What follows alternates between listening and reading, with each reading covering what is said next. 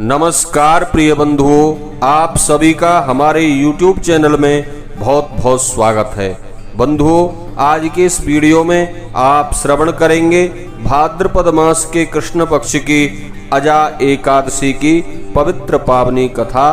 तो एक बार प्रेम से कहिए, बोलिए विष्णु भगवान की जय, लक्ष्मी नारायण भगवान की जय, एकादशी महारानी की जय।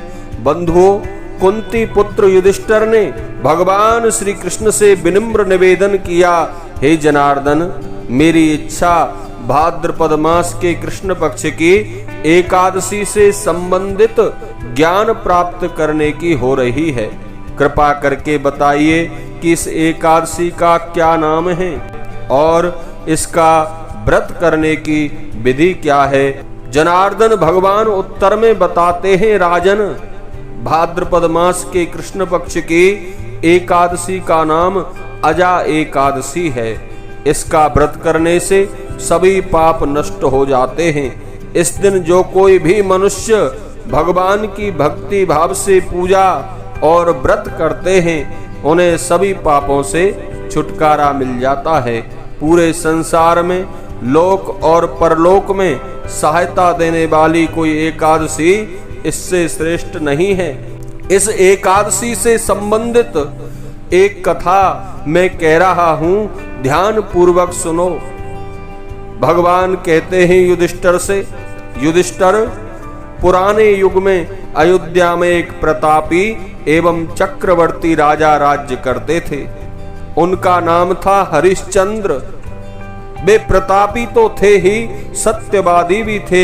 उन्होंने सत्य की रक्षा के लिए अपनी पत्नी और पुत्र तक को बेच दिया था और स्वयं एक चांडाल के सेवक बन गए थे। चांडाल ने उन्हें शमशान में मुर्दे से आधा कफन लेने का काम सौंपा था। राजा हरिश्चंद्र ने वह भी सत्य का पालन करते हुए स्वीकार किया और पूरी ईमानदारी के साथ अपने कार्य का निर्वहन किया। इतनी विपत्तियां आने पर भी उन्होंने सत्य का साथ नहीं छोड़ा। इस कार्य को करते हुए कई वर्ष व्यतीत हो गए। राजा को यह कार्य करते हुए दुख तो होता था और इससे छुटकारा पाने का मन में उपाय सोचते रहते थे। एक बार जब वे अपने चिंतन में लीन थे, उस समय वहां गौतम ऋषि आए। राजा ने उन्हें प्रणाम करके अपनी कथा सुनाई। ऋषि उनके दुखड़े को सुनकर बड़े व्यथित हुए।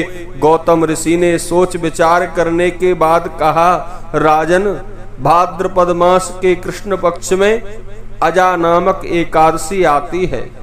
आप उस एकादशी का विधि पूर्वक व्रत करें और उसी दिन भगवान का गुणगान करते हुए रात्रि जागरण भी करें।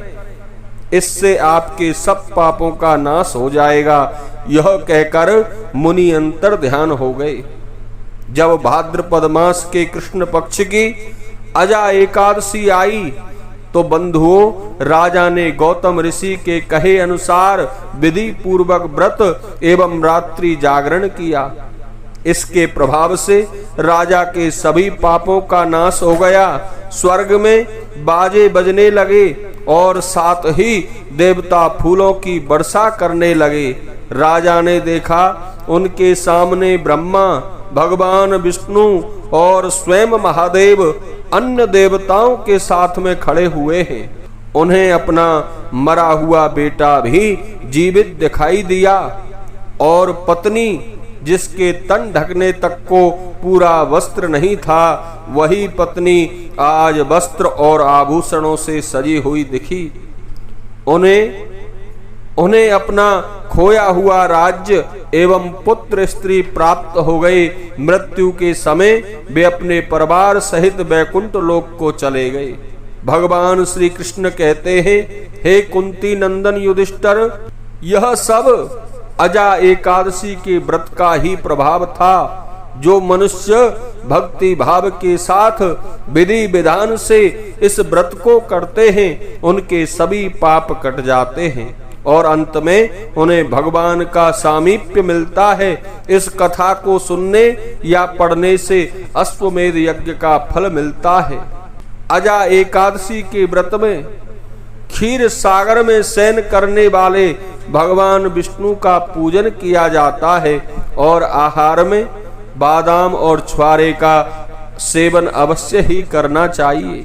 आप सभी श्रद्धालुओं को एकादशी व्रत की मेरी ओर से बहुत बहुत शुभकामनाएं। तो प्रेम से कहिए, बोलिए एकादशी महारानी की जय, विष्णु भगवान की जय।